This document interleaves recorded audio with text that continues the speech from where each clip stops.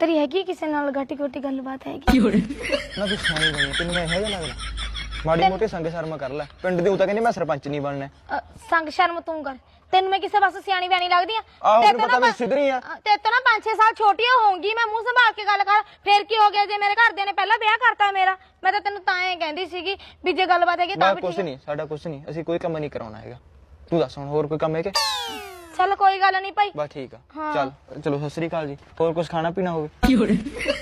आई तू कदे काम कराउण कोई ना तू भाग जा ਚੱਕ ਕੇ ਮੂੰਹ ਆ ਜਾਂਦੇ ਤੜਕੀ ਤੜਕੀ ਇੰਨੀ ਬੇਇੱਜ਼ਤੀ ਤਾਂ ਕਦੇ ਮੇਰੀ ਹੋਈ ਨਹੀਂ ਕਿਸੇ ਨੇ ਕਰੀ ਤਾਂ ਮੈਂ ਨਹੀਂ ਪਤਾ ਖੜ ਜਾ ਵੀ ਮੁੰਡੇ ਖੜ ਜਾ ਪਹਿਲਾਂ ਮੈਂ ਤੇਰੀ ਬੀਬੀ ਕਿੱਥੇ ਆ ਹੈ ਨਹੀਂ ਉਹ ਤਾਂ ਰਿਸ਼ਤੇਦਾਰੀ ਚ ਗਈ ਹੋਈ ਤੈਨੂੰ ਦੱਸਿਆ ਤਾਂ ਹੈਗਾ ਵੀ ਹੈ ਨਹੀਂ ਕੋਈ ਘਰੇ ਭਾਈ ਅੱਛਾ ਭਰਾਓ ਤੂੰ ਹੀ ਪ੍ਰਧਾਨ ਬਣ ਜਾ ਮੈਂ ਤੈਨੂੰ ਕਹਿਤਾ ਮੇਰੀ ਗੱਲ ਸੁਣ ਲੈ ਠੀਕ ਆ ਤੇਰੇ ਪਾਪੇ ਨੂੰ ਬੁਲਾ ਹੁਣ ਤੂੰ ਗੱਲਾਂ ਕਰੇਂਗਾ ਮੇਰੇ ਨਾਲ ਹੈ